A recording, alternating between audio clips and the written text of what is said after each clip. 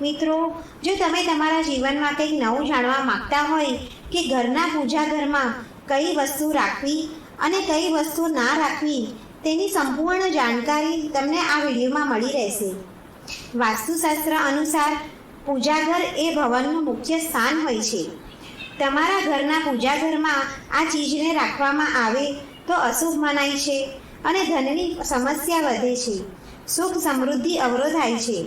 આજના આ વિડીયોમાં તમને બતાવવામાં આવશે કે અમુક વિશેષ વસ્તુઓના વિશે કે જેને પૂજાઘરમાં હોવું એ ખૂબ જ આવશ્યક છે અને અમુક વસ્તુ ન હોવી જોઈએ, માટે તેનું સ્થાન બદલી નાખવું જોઈએ. મિત્રો, જો તમને તમારા ઘરમાં સુખ સમૃદ્ધિ અને ધનની કામના કરો છો, આ ચીજો પૂજાઘરમાં હોવી જ જોઈએ. ભગવાન શ્રી કૃષ્ણએ આના વિશે વર્ણન કર્યું છે, તો પૂરી જાણકારી માટે આ વિડીયોને અંત સુધી જરૂર જુઓ અને કમેન્ટ બોક્સમાં લખો જય શ્રી કૃષ્ણ. મિત્રો, પ્રત્યેક મનુષ્ય તેના ઘરમાં નાનું અમથું મંદિર એટલે કે પૂજાઘર અવશ્ય રાખે છે, જેમાં તેના પ્રિય બધા દેવી દેવતા અને તેની સાથે જોડાયેલ મહત્વપૂર્ણ ચીજ વસ્તુઓ શ્રદ્ધાભાવથી સાથે રાખે છે. લોકો તેના ઘરના મંદિરમાં દેવી દેવતાઓની મૂર્તિઓ, પૂજાપાઠનો સામાન અને અન્ય ચીજોને પણ સાથે રાખે છે. પરંતુ આપણા શાસ્ત્રો અનુસાર જેટલી વસ્તુઓ રાખવા માટે ફળદાયક હોય છે, તેટલી જ અમુક ચીજ વસ્તુઓનું રાખવું અમંગલ અને અશુભ હોય છે. આ વસ્તુઓ એવી છે કે જે નકારાત્મકતા બની રહે છે અને લડાઈ ઝઘડા, કલેશ, નુકસાન થાય છે.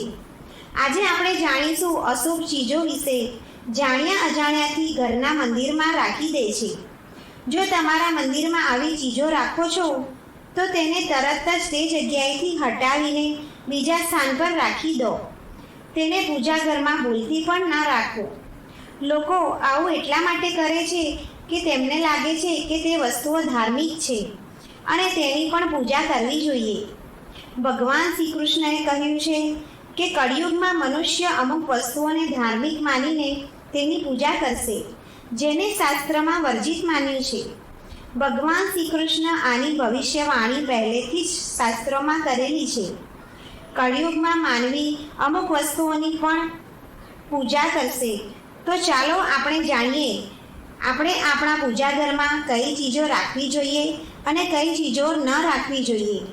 મિત્રો, તમને વિનંતી છે કે આ વિડીયો પસંદ આવે તો લાઈક કરો અને શેર કરો અને હજુ સુધી તમે સબસ્ક્રાઈબ ના કર્યું હોય તો સબસ્ક્રાઈબ કરો. પૂજાઘરનું નિર્માણ કરતી વખતે વાસ્તુશાસ્ત્રમાં બતાવેલ નિયમ મુજબ પાલન અવશ્ય કરવું જોઈએ. પહેલી વસ્તુ છે દીવો.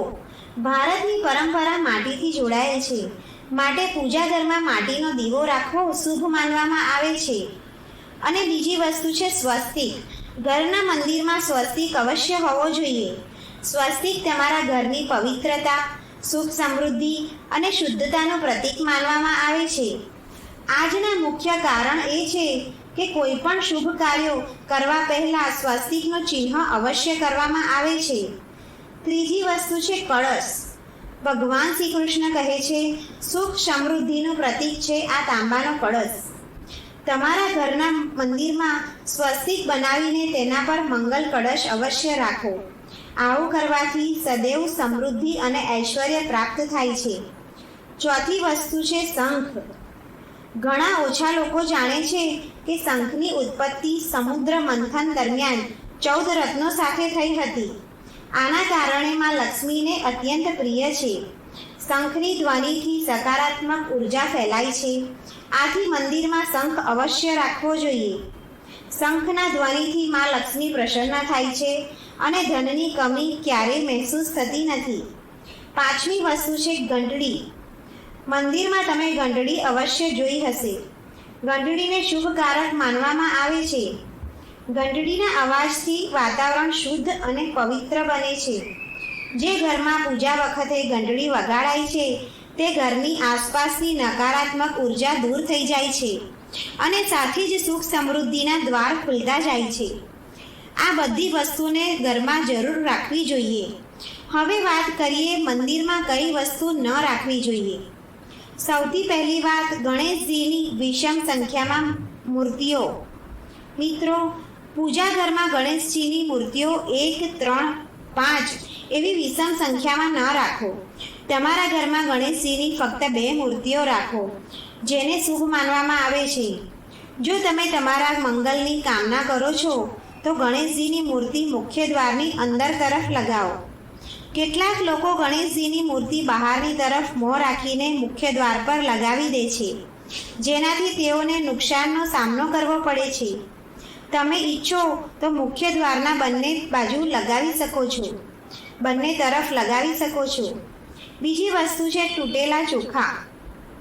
તમારા ઘરના મંદિરમાં તૂટેલા ચોખા ક્યારેય ન રાખો. આના સાથે વધારે સમયથી ચડાવેલા ચોખા પૂજા ઘરમાં ક્યારેય ન રાખો. તે નકારાત્મક ઉર્જા ફેલાવે છે. હળદરવાળા ચોખા પૂજા ઘરમાં વાપરવાથી તેનું શુભ પરિણામ મળે છે.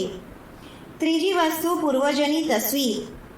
જો તમે તમારા ઘરના મંદિરમાં પૂર્વજોની તસવીર રાખી છે તો તેને તરત જ ત્યાંથી હટાવી દો, કેમ કે વાસ્તુશાસ્ત્ર અનુસાર પૂજા ઘરમાં મૃતજનોની તસવીર લગાવવું અશુભ માનવામાં આવ્યું છે. મૃતક પરિજન પૂજનીય અને સન્માન યોગ્ય છે, પરંતુ તેમનું સ્થાન દેવતાઓના બરાબર નથી. મૃતજનોની તસવીર પૂજા ઘરમાં રાખવાથી પૂજા ઘરનું વાતાવરણ પણ નકારાત્મક બની જાય છે. કેટલાય લોકો સાધુ સંતોની મૂર્તિ અથવા સાધુ સંતોની તસવીર પૂજા ઘરમાં રાખે છે, પણ આવું કરવું અશુભ મનાય છે. જો તમે કોઈ સાધુ સંતમાં માનો છો તો તેમની તસવીર દિવાલ પર લગાવી શકો છો, પણ પૂજા ઘરમાં તેને ના રાખો. આગળની વાત છે ભૈરવજી અને શનિદેવની મૂર્તિ. ઘરના મંદિરમાં ભૈરવજી, શનિદેવ અને મા કાલીની મૂર્તિ પણ ન રાખવી જોઈએ. કોઈ પણ માતાજીના રૌદ્ર સ્વરૂપની તસવીર કે મૂર્તિ ન લગાવો. તેની સાથે માતા લક્ષ્મીની ઊભી રહેલી મૂર્તિની પૂજા ક્યારેય ન કરવી જોઈએ. માતા લક્ષ્મી સદૈવ બેઠેલી મુદ્રામાં હોવી જોઈએ. કોઈ પણ ભગવાનની મૂર્તિ કે તસવીર શાંત બેઠેલી અવસ્થામાં અથવા પ્રસન્નતા સાથે બિરાજેલ હોવી જોઈએ. તો આ પ્રકારે પૂજા ઘરમાં આ મૂર્તિને ના રાખવી જોઈએ અને પૂજા ઘરને સ્વચ્છ જરૂર રાખો, જેથી સકારાત્મક ઉર્જાનો સંચાર થાય. પૂજા ઘરમાં સળગેલી દિવાસળી અથવા વિખરાયેલી માચીસ દેખાય તેવું સામે ના રાખો. ઘરના મંદિરમાં પૂજા કર્યા બાદ સળગેલી માચીસની દિવાસળી કે ચડાવેલા ફૂલ કે સળગેલી દિવેટ વગેરેને હટાવી દેવું જોઈએ. માચીસને સામે રાખવાથી સુખ સમૃદ્ધિ અવરોધાય છે, માટે માચીસ તમારા ઘરના મંદિરમાં ના રાખવી જોઈએ. માચીસ દેખાય ના એવી રીતે અન્ય સ્થાન પર રાખવું. આવો હવે જાણીએ તે વિશેષ વસ્તુઓ વિશે જે તમારા પૂજા ઘરમાં અવશ્ય હોવી જ જોઈએ. આ વસ્તુઓના પૂજા ઘરમાં હોવાથી ઘરમાં થાય છે ધનની વર્ષા. માં લક્ષ્મી આવા લોકોના ઘરમાં સ્થાયી રૂપથી કરે છે વાસ. મિત્રો, પહેલી વસ્તુ છે ગંગાજળ. આપણા શાસ્ત્રોમાં ગંગાજળને અત્યંત પવિત્ર માનવામાં આવ્યું છે, એટલે પૂજા ઘરમાં ગંગાજળનું હોવું અત્યંત આવશ્યક અને શુભકારી છે. ગંગા નદી બધા પાપોને નષ્ટ કરવાવાળી તથા બધા દુઃખોને હરવાવાળી પવિત્ર નદી છે. માટે તમારા પૂજા ઘરમાં એક તાંબાના લોટામાં તમે ગંગાજળ ભરીને રાખો છો તો આના લીધે તમારા ઘરની શુદ્ધતા અવશ્ય બની રહેશે. તમને તમારી પૂજાનું શુભ ફળ મળશે. મિત્રો, બીજી વસ્તુ છે કળશ. શાસ્ત્રોમાં કળશને પૂર્ણતાનું પ્રતીક માનવામાં આવે છે. સત્યનારાયણની પૂજા હોય કે દિવાળી હોય કે પછી કોઈ પણ માંગલિક શુભ કાર્યો હોય ત્યારે કળશની સ્થાપના કર્યા વિના બધું જ અધૂરું માનવામાં આવ્યું છે. પૂજામાં કળશનો ઉપયોગ દેવતાઓનું આવાહન કરવા માટે થાય છે.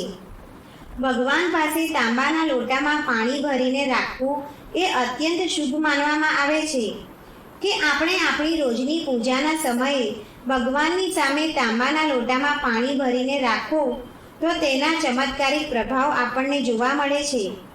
આના માટે મુખ્યત્વે તાંબાના લોટાનો ઉપયોગ કરો. પૂજામાં કોઈ પણ સામગ્રીની કમી થઈ જાય તો પરેશાન ન થાઓ. પૂજા વચ્ચેથી છોડી ના દો. તેવામાં ભગવાનને ચોખા અને ફૂલ ચડાવો અને મનમાં તે વસ્તુનું ધ્યાન કરો. પ્લાસ્ટિકની બોટલમાં કે કોઈ પણ અપવિત્ર ધાતુમાં ગંગાજળ ક્યારેય ના રાખવું જોઈએ. અપવિત્ર ધાતુ એટલે કે એલ્યુમિનિયમ અને લોહથી બનેલા વાસણ, તેમાં ગંગાજળ ના રાખો. ગંગાજળ તાંબાના વાસણમાં રાખવું શુભ કહેવાય છે. કેતકીનું ફૂલ શિવલિંગ પર અર્પિત ના કરો. કોઈ પણ પૂજામાં મનોકામનાની સફળતા માટે દક્ષિણા અવશ્ય ચડાવવી જોઈએ. મા લક્ષ્મીને વિશેષ રૂપથી કમળનું ફૂલ અર્પિત કરવું જોઈએ. જો તમે આમ શુક્રવારના દિવસે કરો છો તો કેટલાય લાભ પ્રાપ્ત થાય છે. હંમેશા આ વાતનું ધ્યાન રાખો કે દીપકથી દીપક ન સળગાવવો જોઈએ. શાસ્ત્રો અનુસાર જે વ્યક્તિ દીવાથી દીવો સળગાવે છે તે રોગીનો ભાગ બને છે. ઘરના મંદિરમાં સવારે સાંજે દીવો અવશ્ય લગાવો. એક દીવો ઘીનો અને એક દીવો તેલનો લગાવવો જોઈએ. પૂજામાં દીવો સાચા સ્થાને રાખવો જોઈએ. ઘીનો દીવો હંમેશા જમણી બાજુ અને તેલનો દીવો હંમેશા ડાબી બાજુ કરવો જોઈએ. જળપાત્ર, ઘંટડી, ધૂપદાની આવી વસ્તુઓ ડાબી બાજુ રાખવી જોઈએ. આશા રાખું છું કે તમને જાણકારી પસંદ આવી હશે.